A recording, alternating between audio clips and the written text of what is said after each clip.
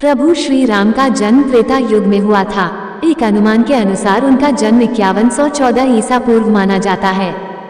कहते हैं जिसने धरती पर जन्म लिया है उसका मरण निश्चित है। भगवान श्री राम ने भी धरती पर मनुष्य के रूप में अवतार लिया था। कई जगहों पर राम जी की मृत्यु या बैकुंठ धाम जाने का अलग अलग वर्णन मिलता है। भगवान राम की मृत्यु के बारे में जो कथाएं मिलती हैं, उनमें से कुछ कथाएं इस प्रकार हैं। कहा जाता है कि जब माता सीता को अपने पवित्र होने का प्रामाणिकता सिद्ध करने के लिए कहा गया, तो उन्होंने परीक्षा देकर अपने पवित्र होने का प्रमाण दिया।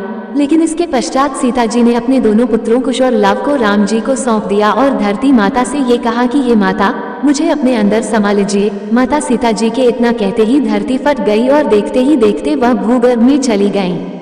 सीता जी के इस तरह से चले जाने के कारण राम जी व्यथित हो उठे और यमराज की सहमति से सरयू नदी के तट पर गुप्तार घाट में राम जी ने जल समाधि ग्रहण कर ली।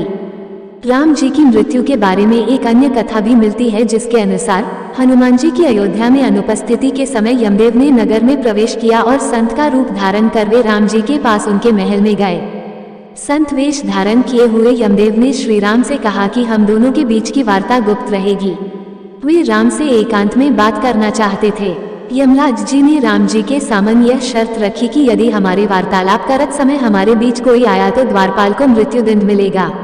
राम ने वचन दे दिया, लेकिन उस समय हनुमान जी वहां उपस्थित नहीं थे, जिसके कारण लक्ष्मण जी को द्वारपाल बनाकर खड़ा किया गया। जिसके बाद यमदेव अपने असली रूप में आ गए और राम जी से कहा, प्रभु अब आपको अपने लोक लौटना होगा। धरती लोक पर आपका जीवन पूर्ण हो चुका है। अभी वार्तालाप चल ही रही थी।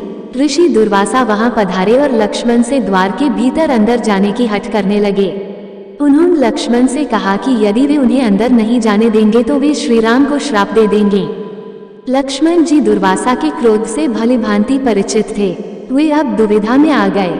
आज्ञा का उल्लंघन करके ऋषि को अंदर जाने देते हैं तो मृत्युदंड मिलेगा, और अगर वे दुर्वासा को अंदर प्रवेश नहीं करने देते हैं तो ऐसे में प्रभु राम को श्राप दे देंगे। और अपने प्राणों की चिंता न करते हुए दुर्वासा को अंदर जाने की अनुमति दे दी।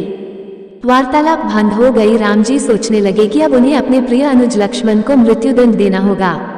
उन्होंने लक्ष्मण को राज्य निकाला दे दिया, लेकिन लक्ष्मण ने अपने भ्राता के वचन को तोड़ना नहीं चाहते थे। वचन को पूरा करने के लिए उन्होंने सरयू नदी में जल समाधि ले ली। लक्ष्मण के सरयू नदी में समाधि लेने से राम जी अत्यंत दुखी हो गए और उन्होंने भी जल समाधि लेने का निर्णय कर लिया। माना जाता है कि जब राम जी ने सरयू नदी में जल समाधि ली तो उस समय हनुमान, जामवंत, सुग्रीव, भरत, शत्रुघ्न आदि सभी लोग उनके साथ वहीं पर उपस्थित थे। श्री राम जी के सरयू नदी के अंदर समाने के तत्पश्चात नदी के भीतर से भगवान विष्णु प्रकट हुए और उन्होंने अपने भक्तों को दर्शन दिए। इस प्रकार से राम जी ने अपना स्थूल रूप त्याग दिया और अपने वास्तविक स्वरूप अर्थात विष्णु जी का रूप धारण किया, और इस तरह से राम जी ने वैकुंठ धाम की ओर प्रस्थान किया। बोलो सियापति रामचंद्र की जय।